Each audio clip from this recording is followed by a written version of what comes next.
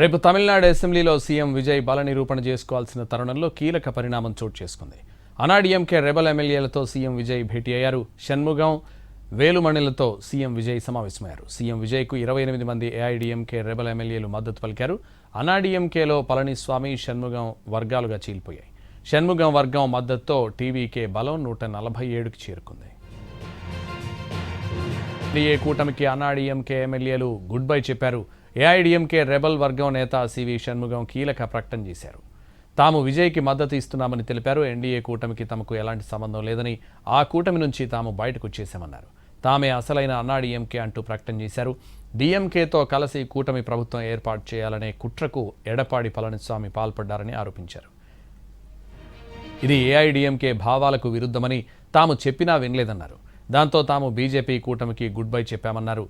Party వరుస ఓటములకు EPS కారణమన్నారు. వెంటనే పళనిస్వామి అన్ని పదవుల్లోంచి దిగిపోవాలని డిమాండ్ చేశారు.